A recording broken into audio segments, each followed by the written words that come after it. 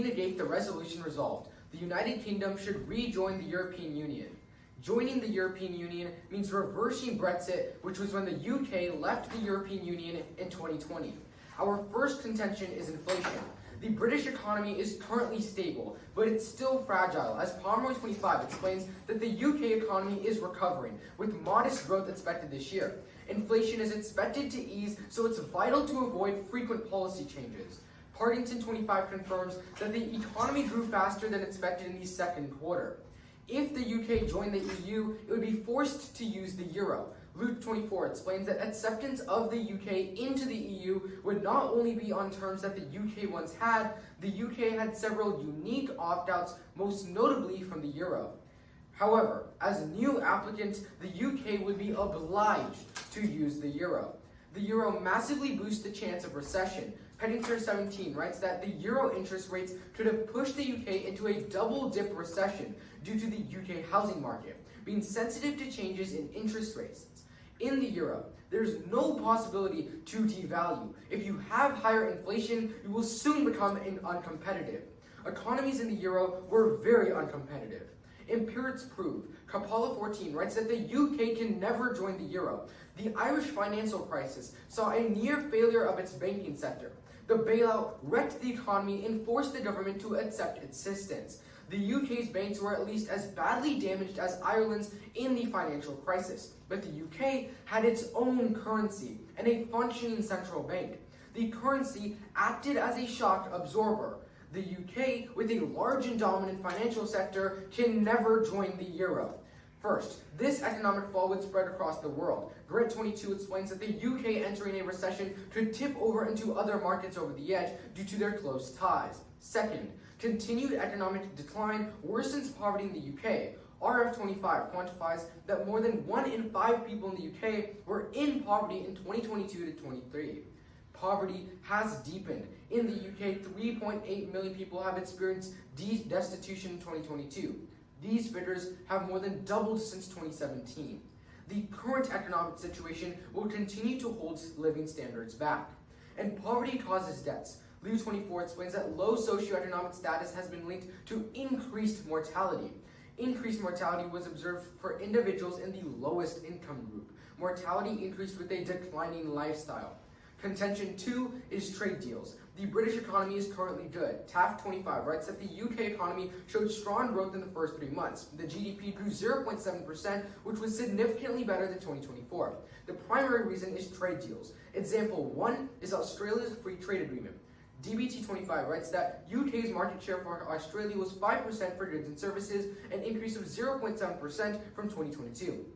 This increased market share of 14%. Example 2 is USA's free trade agreement. Collins 25 writes that the UK-US deal is significantly better than many other countries in Liberation Day. Around half of 37,000 jobs are supported by steel. Will be welcomed the agreement to reduce costs of businesses and put pressure on prices for consumers. Affirming would take all of this away. BBC 16 writes that under current EU rules, countries cannot make trade deals with non-EU countries. Rules have to apply to all member states completely equally. That's bad for UK GDP.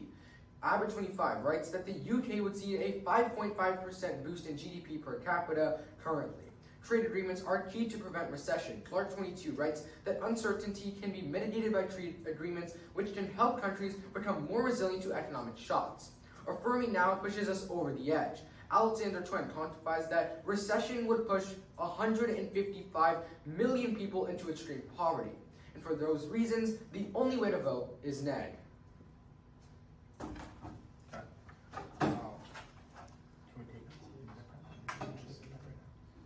Alright, yeah, we're gonna take 45 seconds of prep time right now. Starting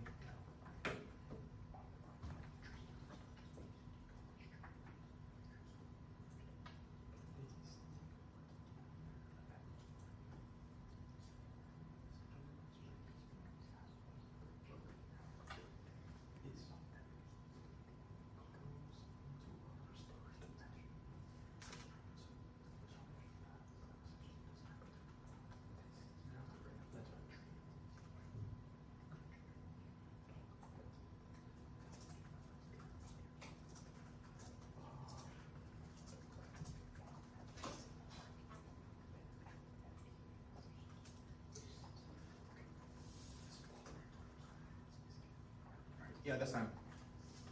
Alright.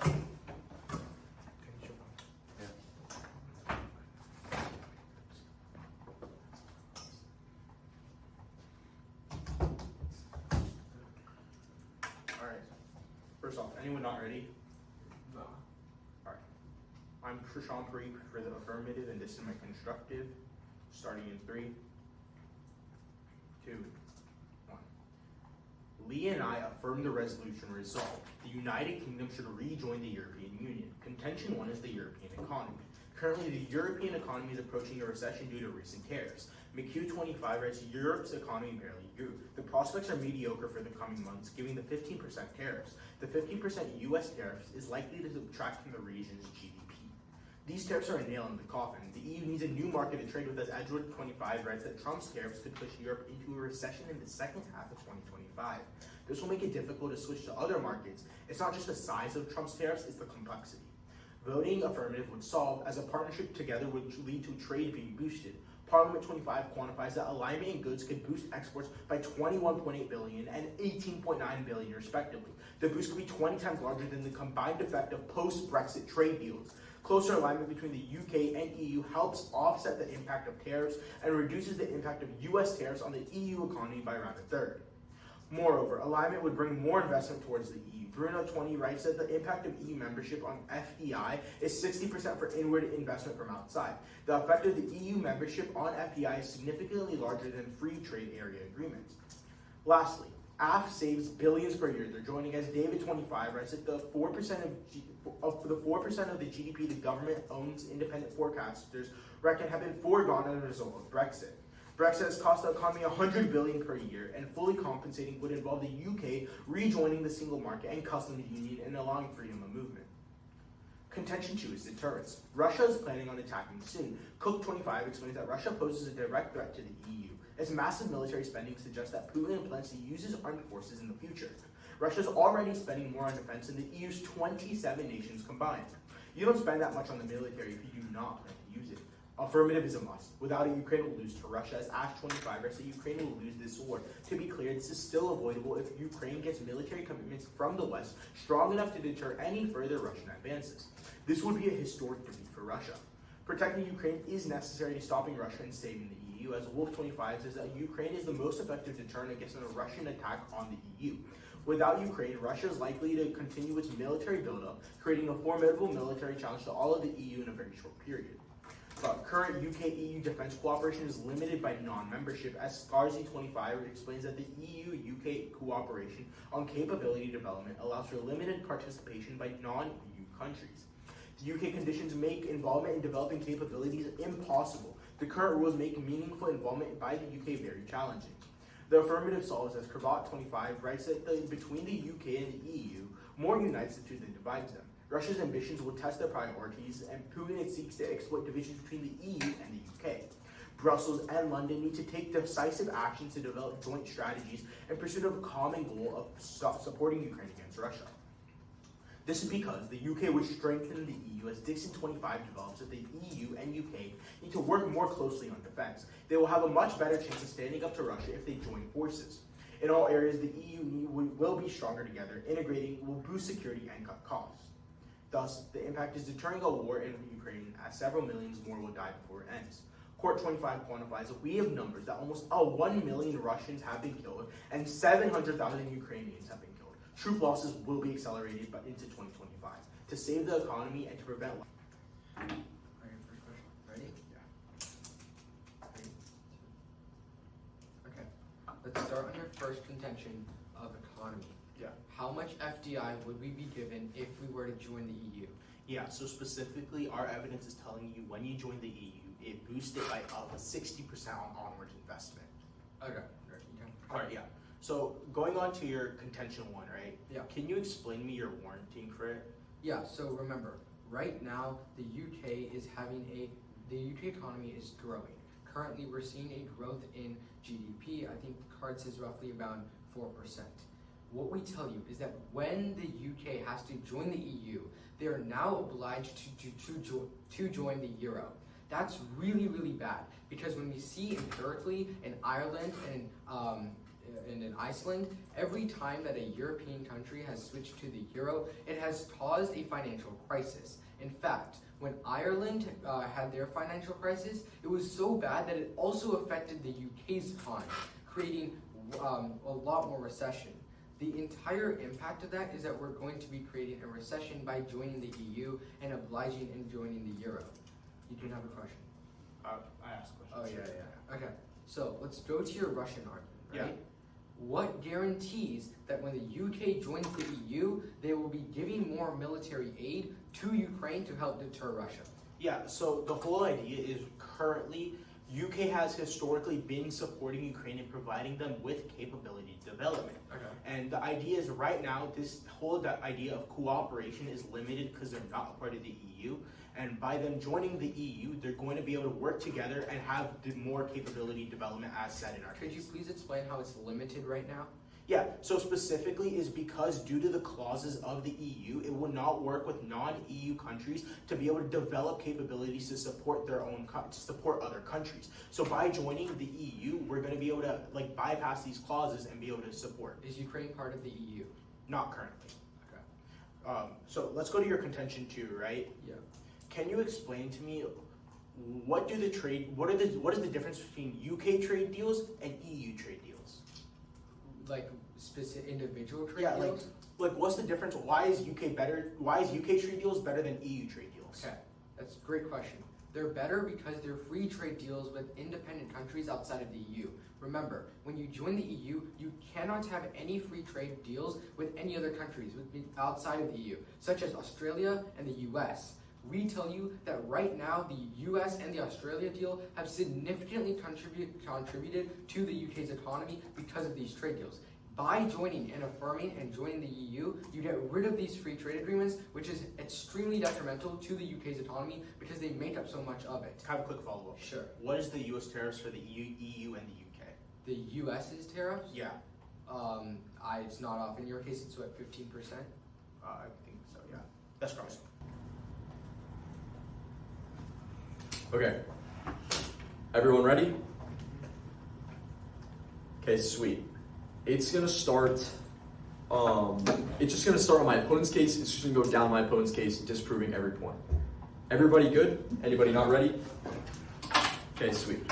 3, 2, 1, go. Start on my opponent's first contention. It's European economic recession. The biggest thing you need to realize is that it's a big contradiction. The very first card that they read to you in their case tells you that currently the US is imposing 15% tariffs on the European Union.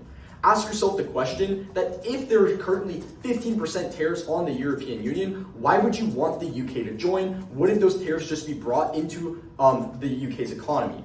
On top of that, the biggest thing you need to remember is that their impact of an economic recession is going to happen in 3 months.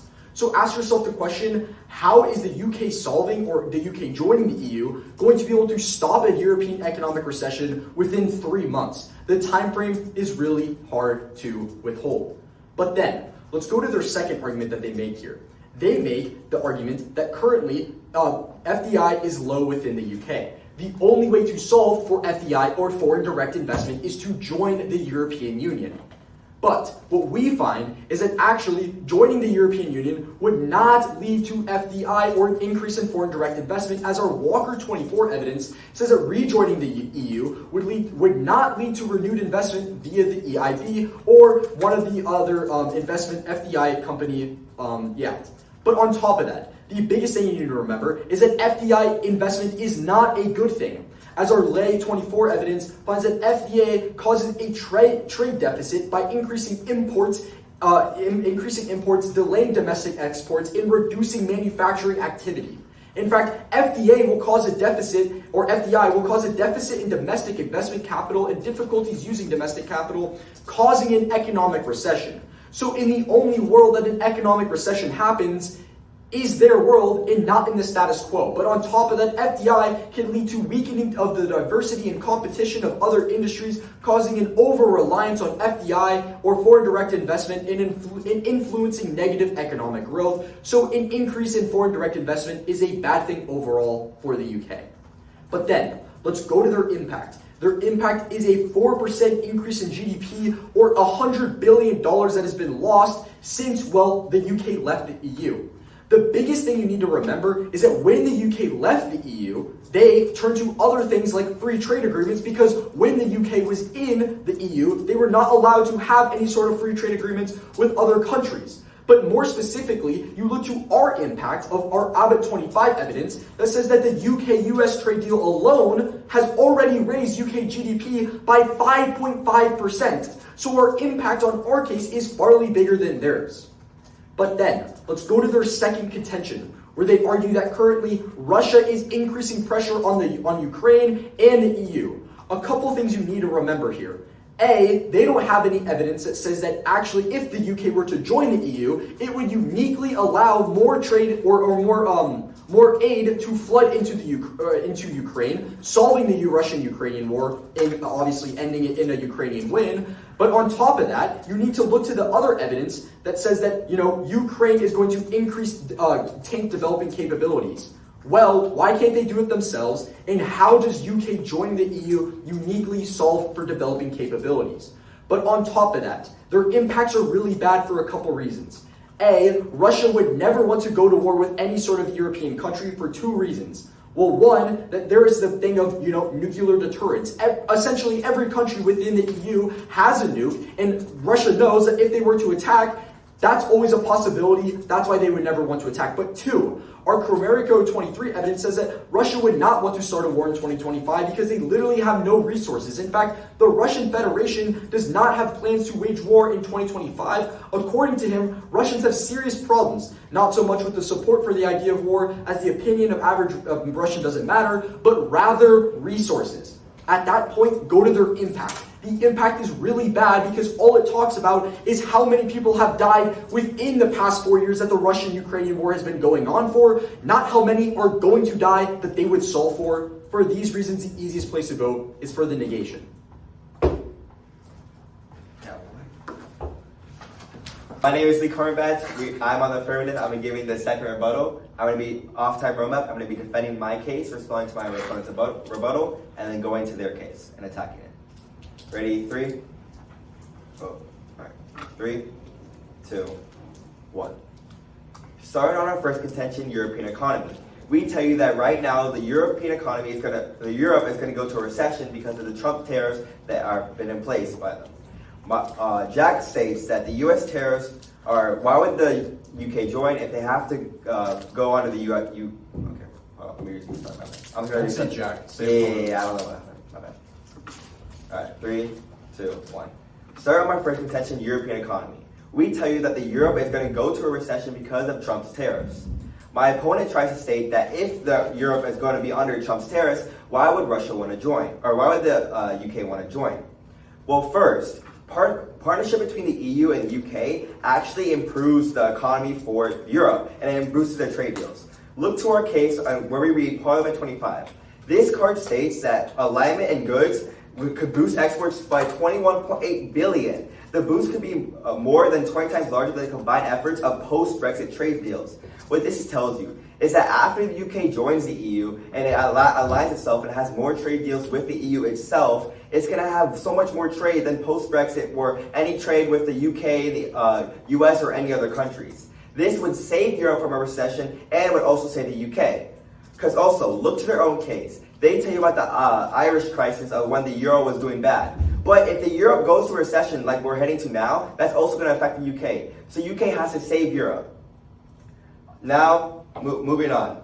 On our C2 of the terms, they tell you that we're telling you that the UK needs to join the European Union to save Ukraine from their war in Russia. They try to tell you that Russia doesn't want to start a new war or that we're not going to help the Ukraine. But when the UK joins the EU, that's going to provide more financial for the EU to actually give to Ukraine, and that means they're going to be able to stop the war or at least save Ukraine from the war. Also, if Russia wins the war, they'll have more resources from Ukraine to attack the EU. But if the UK is in the EU, they'll be able to defend themselves. Now, moving on to my opponent's case. Starting on their first contention, economy, specifically about the euro. We tell you that the UK actually wouldn't have to use the euro when they join, because they had opt-outs in the past. To go at all 25 states, prior to Brexit, the UK continued to use the British pound sterling. This means that when the UK was in the EU, they didn't have to use the euro. Look to historical precedents. They didn't adopt the euro when they were also in the EU. To go 23 states that for the EU in 1997, Gordon Brown, then Chancellor, declared that there were 5 economic tests that must be met for the UK to accept the euro. Some being that the United Kingdom could live within the Eurozone interest rates, the euro must have flexibility to deal with economic problems, adopting the euro must promote higher growth stability and long-term increase for jobs. This just explains why the UK joining the EU, they still want to accept the euro because it doesn't meet those 5 criteria. Also, if it were to happen, implementation of the euro won't actually be difficult anyways. If it was heavily prepared for other countries, that would go the same for the UK.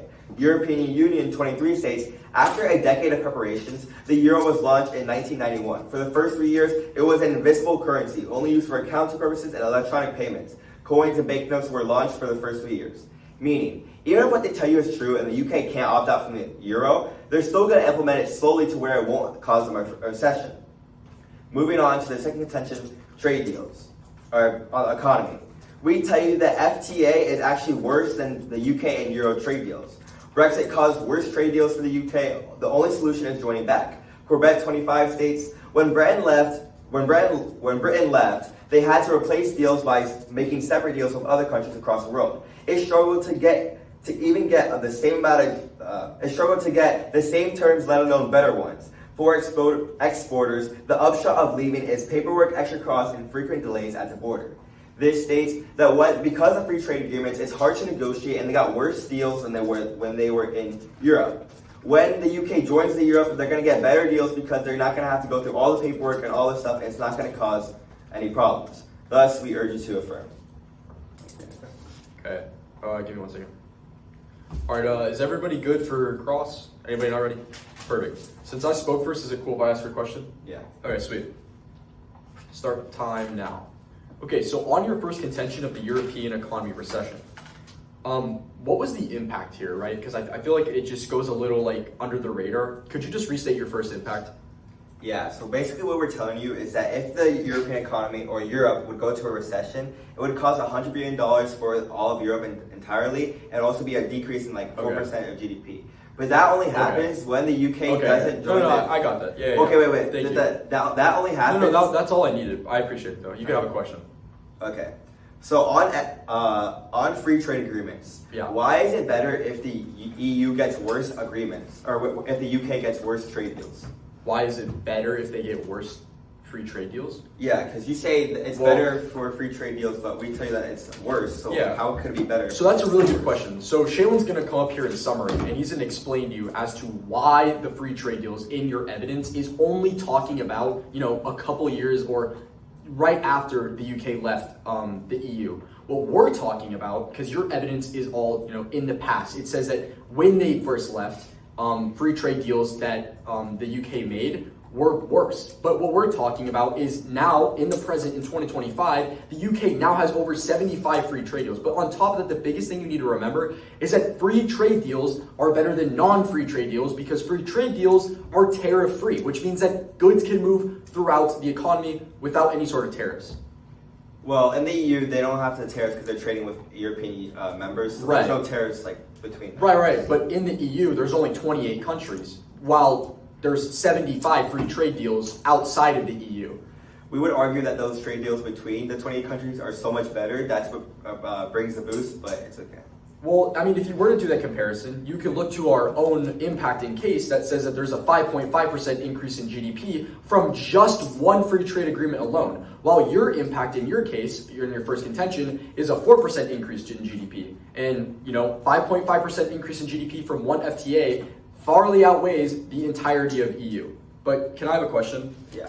Okay. So let's go into your evidence on the UK adopting the euro, right? Yeah. You say that the UK won't have to adopt the euro because of what again? Could you just restate it?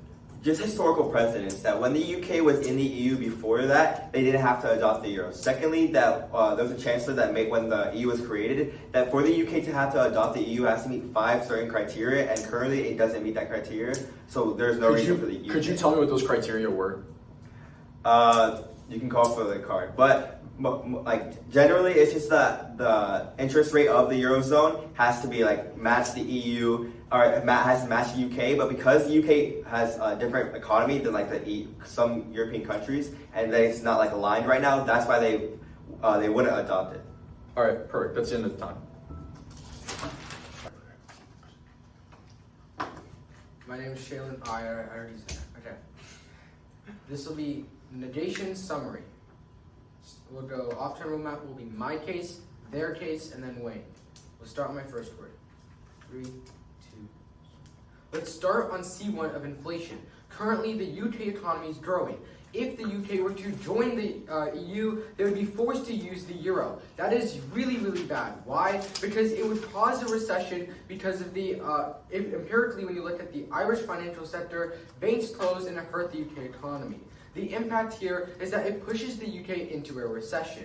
My opponents put responses on them, but they were very bad. All they say is that implementation of the euro would not be difficult, and prior to Brexit, the UK had the pound. However, we also tell you that when, just like it happened with the Ireland, where it affected the UK, it would also it would affect the UK even worse. Then, let's go to trade agreements. The argument here is that the UK has trade deals with 75 other countries apart from the EU, such as the Australia trade deal and the UK-US trade deal.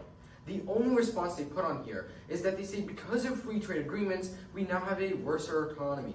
However, this evidence that they give to you was when the trade agreements first started happening. Now, compare it to the fact that just the UK and the US trade deal has increased the GDP by 5.5%. Now add that to the 75 other independent trade deals that exist in the UK. It's clear-cut that the trade agreements are beneficial in the net.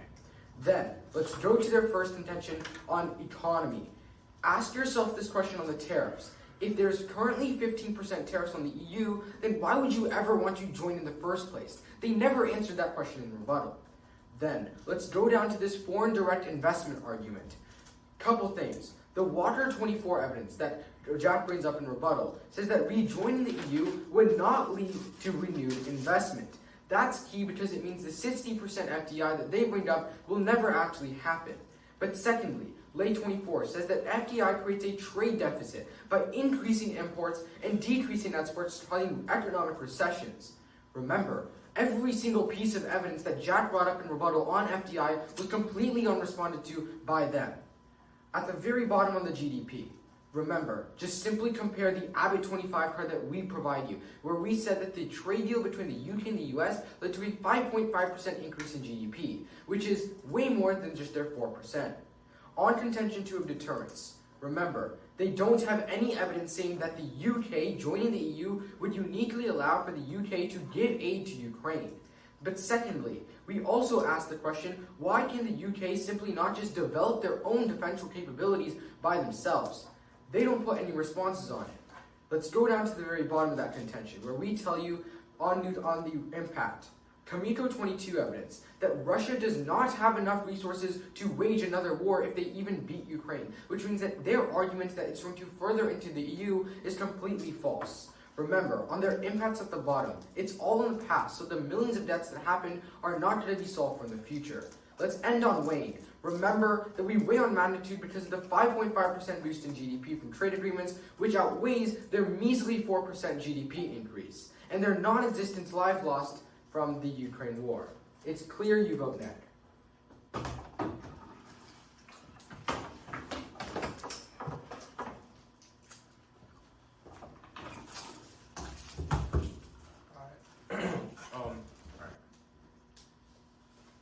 Anyone not ready?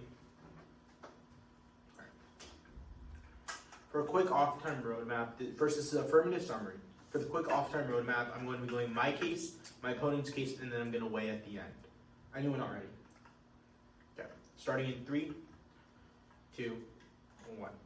Starting on our first contention, European economy. What we're telling you right now, the European economy is not as good as it seems, and they're going to go into a recession in the future if, due to the fact that there's tariffs going on and that Britain left. We give you the impact of first that there's going to be, if Britain joins, we're going to be gaining $100 billion per year of 4% growth, and then the fact that Parliament 25 writes that we're going to be getting $20 billion more in exports, and any joining would be 20 times better than any trade deals currently. My opponent says that, like, right now, this idea of the 15% tariffs on the UK will be transferred over for the EU. That just doesn't make any sense because tariffs for the EU and the UK are completely separate.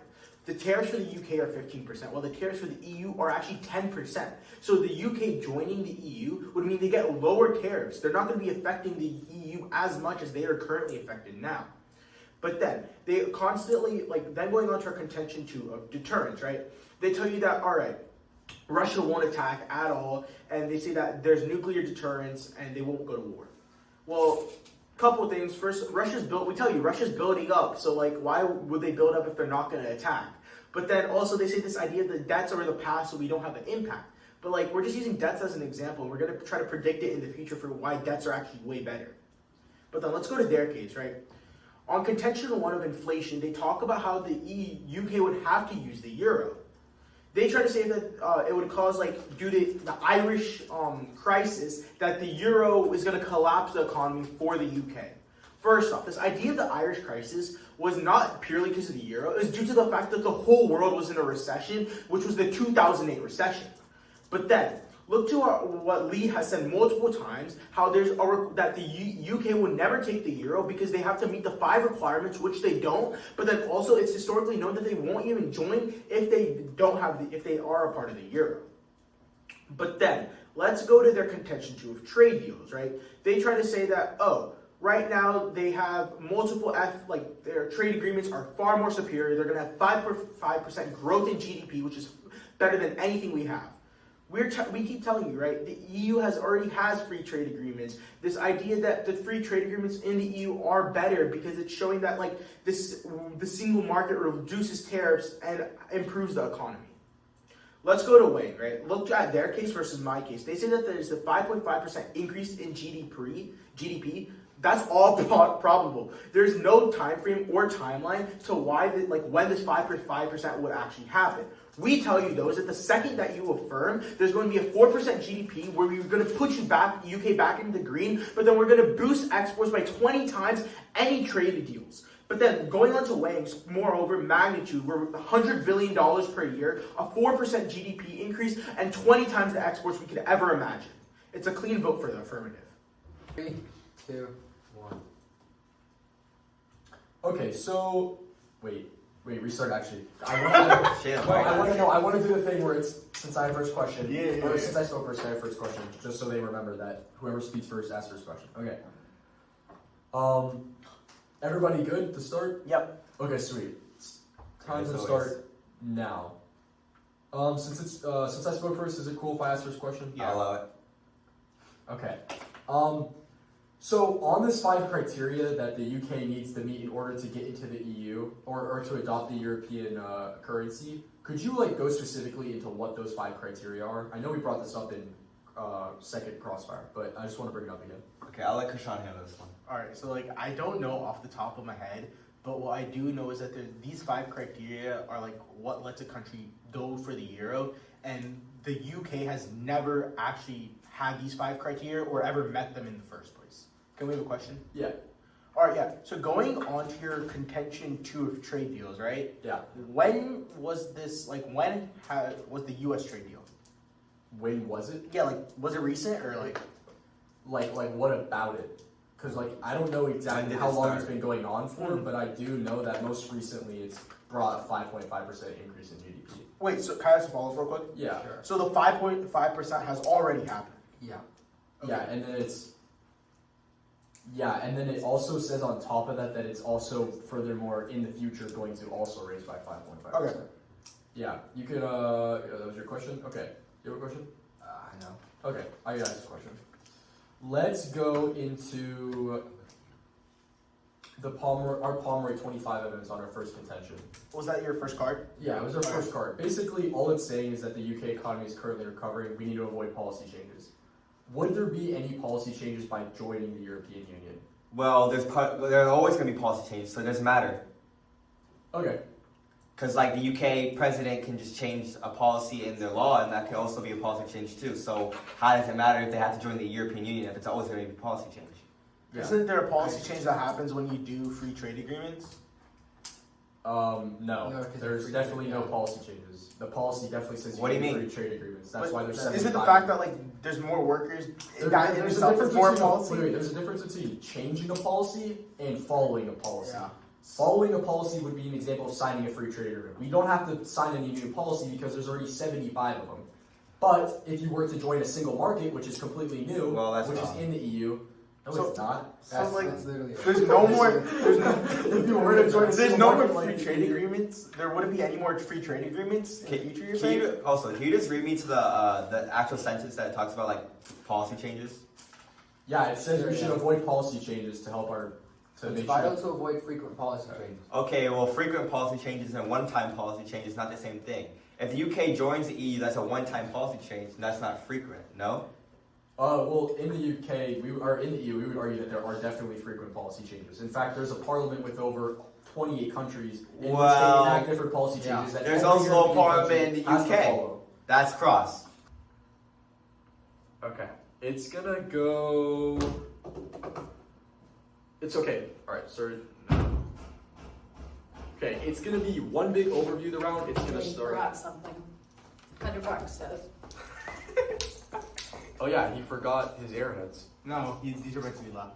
Oh, he forgot his. Nothing. Should like construction people. Oh wow, really? This is like a They're- gunshot. they're- Yeah, they're doing something at the front up in the ceiling. Oh my god, I can't stop. Oh, I gotta miss you. All right. Okay. All right. Here we go. It's gonna go. Alright, it's gonna be one big overview of the round. It's gonna start on my case and why we're right. Then it's gonna jump to our opponent's case. And then finally, we're gonna be doing weighing at the end. Is everybody good? Anybody not ready? Okay, sweet. My 2 minutes starts now. On my case, our first contention is inflation. All you need to remember is the Pomeroy 25 evidence that goes clean conceded. And all it really says is that currently the UK economy is finally recovering. In fact, the biggest thing that we need to avoid in order to keep this economy recovering is frequent policy changes, which is exactly what our opponents are going to implement. They say a couple things, like, the economy is not going to be recovering. In fact, the EU or the UK does not have to adopt the European currency. But all you need to remember is that those opt-outs don't exist. And Ireland is a really good example as to what happens when a country actually does adopt the European currency or the euro. But at that point, let's go to our second contention, which is exactly where you're marking your ballot, which is our FTAs or free trade agreements argument. What you need to remember is that currently the UK has 75 free trade agreements. All you've thrown out the window the second you affirm, because the EU does not allow any country within the EU, like the UK that would join, to have any sort of independent free trade agreements. So, that's really bad, because if you look to our own impact, all our opponents say is that currently Brexit, which is when they left the EU, caused worse trade deals. But if we just take one example of the 75, which would be our Abbott 25 evidence that says that the US and UK free trade agreement alone caused a 5.5% increase in GDP, it's massive. We can tell you exactly just from one free trade agreement as to why overall free trade agreements are better than a single market in the EU. But at that point, let's go to their case where it has more holes than Swiss cheese. The biggest thing you need to remember is that their whole argument is saying that a recession happens in 3 months. But the biggest thing you need to remember is that they say that Trump is currently imposing tariffs onto their economy, onto the European economy. So why would you want the UK to join? Wouldn't it only just harm the UK? But then don't forget our Lee 24 evidence that just says that FDI causes a trade deficit, so you don't want an increase in FDI. But on their second contention, the biggest thing you need to remember is the Kuromako 23 evidence that says that Russia doesn't have the resources to attack the EU, nor do they have the resources to even defeat Ukraine. But even then, they have no solvency because the UK doesn't even give more aid to Ukraine the second they join the EU. But at that point, let's go into weighing. Don't forget, all they're weighing in summary is just based off the 4% increase in GDP. Here Here's what you need to remember. 1 out of the 75 free trade agreements alone outweighs because it's 5.5% increase in GDP compared to their 4% increase in GDP. So we outweigh on magnitude. For these reasons, the easiest place to vote is for the negation. Alright, this is going to be the AF's final focus. My off-time roadmap, I'm just going to be giving key reasons why we're winning and then just weighing at the end. Anyone not ready? Okay. Starting in 3, 2, 1. Starting on my case, we win the second they drop the most important card on our first contention, which was our link, Parliament 25, where we're telling you that there's a $20 billion growth of exports, $20 more billion growth of imports, and not only that, it's 20 times more amount of money we'll gain by joining the EU than any trade deals already. But then, my opponents only mentioned one response where they told you that there's going to be 15% tariffs that are already on the UK that go to the EU. That's completely false because US has tariffs on the UK and it also has tariffs on the EU. If the UK joins the EU, they're going to be accepting the EU's tariffs and not having to deal with this 15%. But then, look to my contention 2 where we talk about Russian deterrence. We tell you that the Ukraine needs to be defended, and that only happens through the UK joining the EU. My opponents try to say that, all our impacts, saying that these debts are like not gonna happen and that was in the past. We're telling you it's just an estimate. Going on to their case where we completely win on their first contention about the euro. We tell you that in reality, the UK won't join the euro for 2 key reasons. One is that they don't meet the 5 criteria, and they never will. But then 2, they wouldn't even join the EU if they actually had the euro because they're guaranteed these opt-outs. My opponents never really responded to this at all, and in reality, there's no impact. But then, on their contention 2 of trade deals, they tell you that they have a 5.5% growth in total that'll happen, and that's already happened. No, if you actually think about it, 5.5% hasn't happened because their Pomeroy 25 evidence said that there's only 0.7% growth this year alone, which means this 5.5% is coming out of nowhere. We're telling you in our reality that if you vote affirmative, there's going to be 4% guaranteed growth, plus there's going to be 20 times boost in any exports and any trade deals. On to the weighing aspect, where we outweigh our opponents purely off of our Parliament 25 card, where we're telling you there's a boost of exports by $20 billion. There's going to be 20 times in general of all trade deals, but then moreover, the magnitude of the economy is going to grow in the affirmative. Voting for the neg is a shot in the dark with economic growth, but voting AF is a guaranteed bullseye for improving our economy. It's a clean vote for the affirmative. Wait a minute, yeah. My name is Lee Kornbatch. Me and Krishna are on the affirmative. This is the second rebuttal, and I'll begin on my first. Ready for tomorrow. Okay. Thank you, Queen. Bye, guys. My name is Lee Kornbatch. I'm on the negation. No, I'm on the affirmative. I'll be giving the second rebuttal, and I'll begin on my first word. Ready? 3. For off-time roadmap. Yeah. Alright. Cut. Redo. It was fine, and Krishna said restart it. Give this just You just wanted to get But you still have to say it was mom. I did your baby.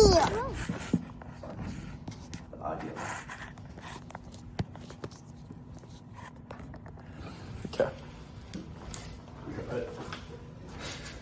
Alright. We're just another king. Alright. Ready? 3. 3, 2, 1. My name is Lee Kornbatch. I'm on the negation. I'm going to be giving the second rebuttal. And for off-time roadmap, I'm going to be starting defending my case. Responding. That's the negation? Yeah. Okay. Do we have a blooper reel? Yeah.